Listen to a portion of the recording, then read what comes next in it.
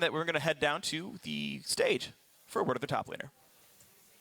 Yes, we are, Freak. Rivington here, joined by Darshan of CLG after taking down Echo Fox in a fantastic game. In a feature previously, you may not have seen it, Aframo was kind of talking about early game problems, and pretty much everything before the fight phase needed some shoring up.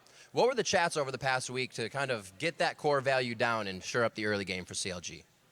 I don't think we had that many problems with the early game, but when you have 2 new players, especially in like mid and AD carry, they got to learn a lot of things about like their early game, and we've been working on that a lot, kind of just like getting everyone on the same page, and I think that's been helping out a lot with how we play as a team, and we've just been like focusing on a lot of the basics.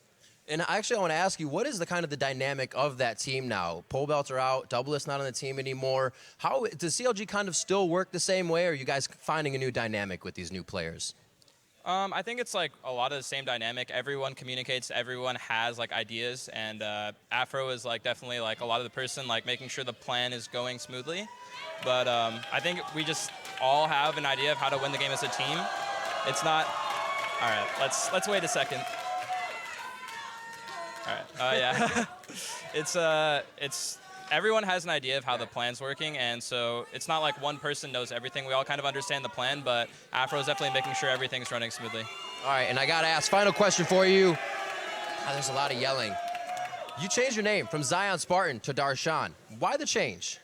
I just wanted something that was more personal. I feel like when I first made my name, Zion Spartan, I didn't really connect with it, and a lot of like the screen names people make is, oh, this is like different, this isn't me, this is like someone else. And I'm like, I'm not anyone else other than Darshan, so decided to go with that name. Is it weird when your teacher still calls you Zion Spartan?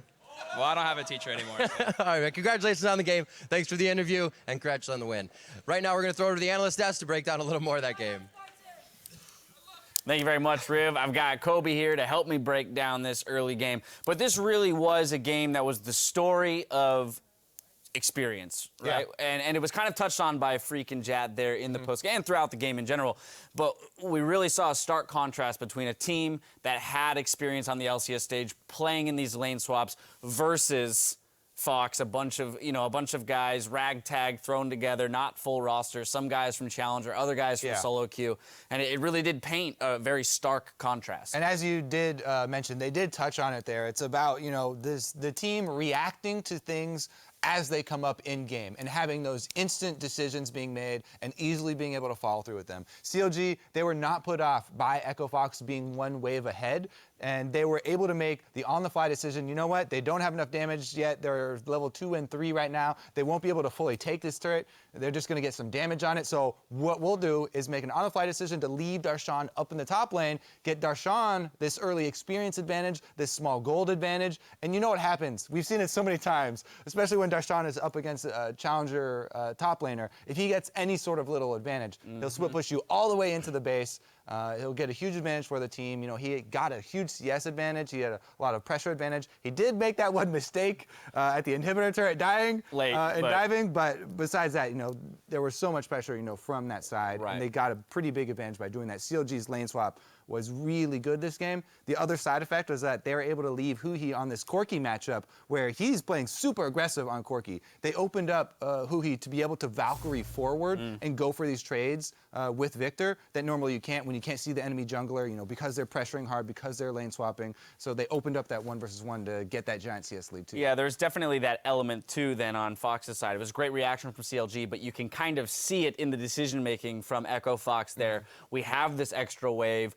There's that impetus, there's that desire. Yeah, let's go. We can get a second turret, and from their point of view, that's how they're going to create their lead. It's just that CLG responding properly, as you mentioned, getting that XP advantage more than anything for Darshan. We saw level 5 to level 3, 31 to 5 CS, and that's where too you kind of call into question some decision-making on Fox now that they're on the back foot. Grigney not going top and even pressuring Darshan out of that lane to relieve pressure on solo in that straight 1v1 as Darshan is at their inner turret. And you know that Darshan doesn't have any wards because this is his first push. He never recalled. So all he has is one trinket ward that you could get around since he's so far up.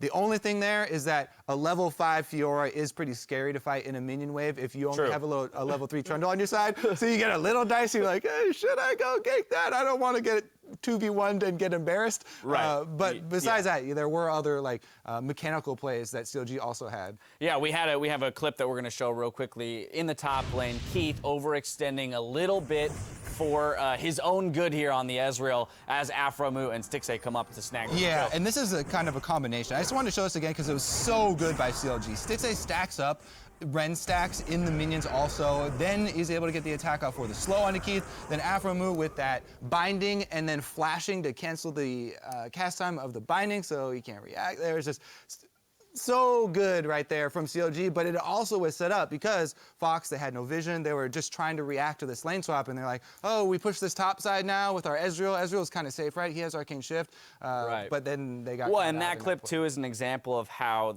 on the micro-mechanical level, if CLG executes on their macro play, on that decision to go top, then it just creates an even larger discrepancy between the two teams, right? You've got one team that thinks they're making the right decision early, CLG responding in kind with the proper response, and then executing on top of that just slightly better mechanically starts to balloon this gold lead out of control. Net CLG the kill. Solid pickup for them. Now don't touch that browser because we've got our final game of the day coming up with the undefeated Immortals out to extend their winning streak when they take on the Renegades. We'll be right back.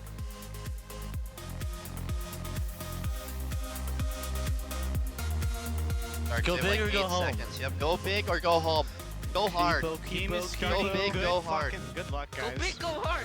Alright, we're first. And now the push in towards Stixxay. There's the Arcane Shift. The point blank flash binding. Wait, you guys have double point. You got it. Jake, smite two, smite two, smite two. Okay, for now. Nice. Nice. Alright, so Really afraid here. Flash knockup. They really wanted to this one. Grigney is going to go down. Stixxay gets that kill. 7-2 in this one. CLG 3-2 and tied in second place.